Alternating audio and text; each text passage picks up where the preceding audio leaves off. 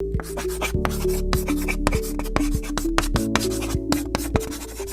estate. How can someone get into the real estate? What are some of the advice you have for people who? Yeah. So the way I got into real estate, and I kind of gave you guys a little bit of the backstory, was I inherited three houses when my grandfather passed away. And that's kind of how my journey started because one of those properties I decided to flip. So once we got the tenant moved out, I got in there, made some repairs to it, and put it back on the market. And that was like my first introduction to, real estate. And so what I did from there was I used my own money to do another one. And my second one was in Mississippi, which is where I'm from. So if y'all have heard a little country in my accent since y'all joined, that is where it's from. Y'all probably like, where's she from? I'm from Mississippi. So I started investing in Mississippi. And then I got a mentor. So for my third property, I decided to get a mentor because, I was doing my own research and I'm hearing that there are ways that I can invest in real estate without using my own money. And I'm like, well, I want to do that. Mhm. So I got a mentor to kind of show me what to do and, being in a more intimate setting where I can have one-on-one calls. And this was like extremely important for me. And for me, there are different types of people, but I am like very much so a go-getter. I don't need all of the information. I just need some information enough for me to go execute, and then Mhm. I'll come back to you with questions when I'm stuck. Mhm. Some people they need to have all the information at once before they can execute, and that's okay. You just got to know what kind of person you are, so Mhm. you can know what kind of coach or mentor you need to be able to be successful. But I'm the type of person I'm like, just tell me a little bit, let me go do that and I'll be back. So that's kind of what happened. And basically, I raised the money. I was able to find a lender that would lend to me. And I was able to leverage my mentor's investment history or his investment experience. So if you have no experience and you're wanting to go to a lender for lending and you have Mhm. no experience, you can leverage someone else's experience. So preferably someone who knows you and trusts you. That's why it's important to get into these spaces, these networks where, there are other people doing what you desire to do. Mhm. So I was able to get into this network and then I was able to leverage my mentor's experience plus the little experience that I had, right? I had done two properties before that as well to be able to get this lender to trust me to lend to me. So that was the first step. And then I had to look for a deal, right? So I went connected with some realtors, told them what I was trying to do, and then they started to send me properties. And so I told my realtor at the direction of my mentor, I was like, hey, I want to put in an offer on a house every single day for a week and let's see what happens. And by the end of that week, I had two offers accepted. And so I Wow. had to choose. By this time, I had spoken to my lender and he told me how much money I was going to need to go to the closing table to make this deal happen. And my mentor was coaching me through the process of raising funds. Mhm. And so, I ended up raising $75,000 from one person. And Wow.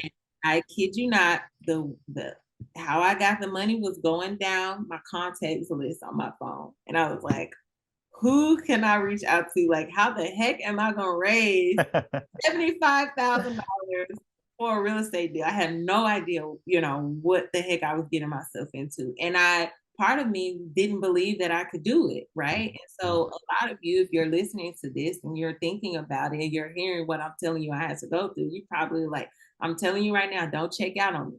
Right. Don't think that it's not possible for you because it absolutely is. You just got to get creative. And I've been able to do this three times. Um, since then for deals is just raising money. Actually, four times, raising money from different investors, right? So once I was able to, uh, pitch them the deal, let them know like how much I needed, when they were going to get their money back, how much interest they were going to get on top of that, Mhm. um, I was able to get. yes from my very first investor. So that's how I was able to go into a deal with no money out of pocket, and then still walk away with a $25,000 profit. So Wow. so yeah, and that was my very first deal. So since then, I've obviously been able to make more. But it's a numbers game, and the market is shifting, is doing its thing right now with interest rates and stuff. So I highly recommend getting a mentor and somebody that can talk you through this process and kind of help you understand, the risk, and help you, get a team and all the things that come along with it. But it's definitely doable. I flipped all of my properties in Mississippi from California. And so not only did I do it out of raise the money to do it, but I did it out of state remotely as well, which is could be a scary thing, but you could do it. So I like that. So getting into the real estate, that was that's a good tip.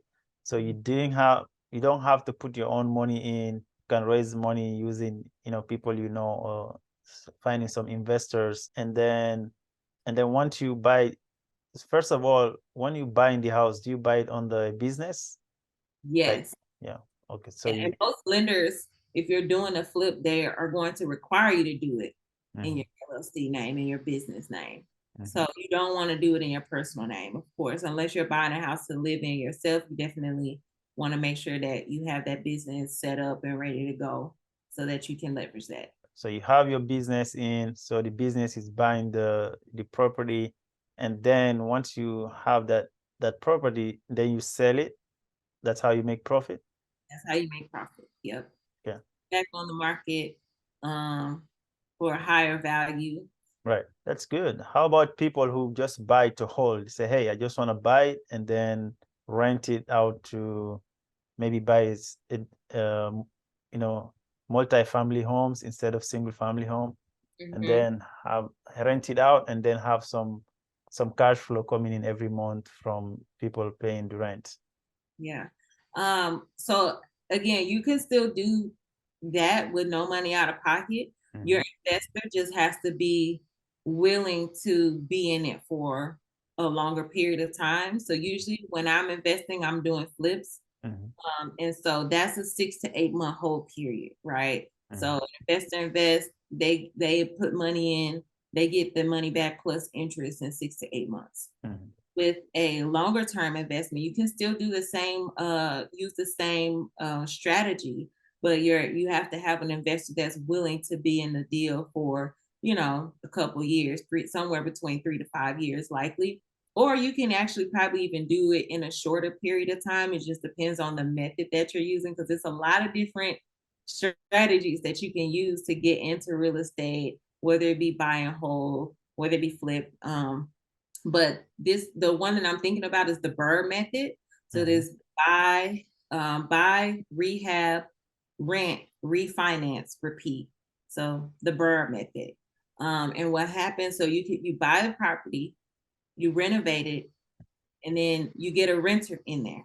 mhm, Once you get the renter in there, now you're cash flowing. mhm, Then you can refinance. So this is where if you use an investor, that investor can get their money back, and then you can take the rest and go do it again and go buy another property. So when you refinance, you can do a cash out refinance, right? mhm, So you can refinance the property for a better interest rate. If you have equity, which you should, because you should not be buying a property to burr if you don't have equity in it, right? You won't be rehabbing a property that won't give you equity. So you should have enough equity to be able to pull cash from it and then take that money. Let's say you need to give your investor, let's say you have $80,000 in equity and you can pull 50,000, right? Let's say you need to give your investor 30 and you can take 20 and go put a down payment on another house mhm. and then start the process all over again. So that's the Bird method. It can work with an investor, but the numbers have to be like really good. Yeah, that's great, especially for people who want to get into the real estate. I was always wondering how they're doing this flip. Now I understand better based Yeah. on what you explained, and you can buy the house, then renovate, and then try to resell it, which is what is flipping, right? flipping. Yep. So that's good. That's good. Especially you're doing on the business, so you can. So how do you compete with because real estate is a very competitive market. You have those big corporations coming in. You have a lot of big names buying a lot of homes in the United States. So, and then you have a lot of realtor. It's just so competitive. So what if you're not able to flip it, don't able to sell it? How do you deal with the investors in that case? Yeah. So typically when I am vetting a real estate deal, I don't get into a deal that I don't have multiple exit strategies for. Yes. So usually if I'm flipping a house, if something goes wrong and I can't sell it, I can burn. Yes. I can use the burn method still.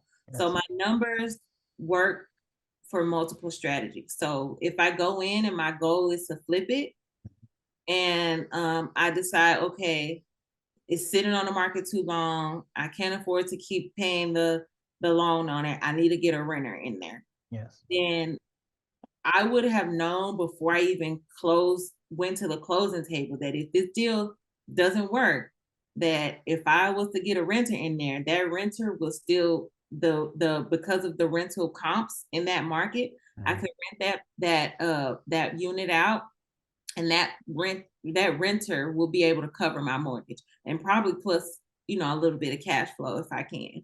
So that would be the fallback, right? If you're trying to flip a property and it's not selling, then you can you can rent it out. Yep.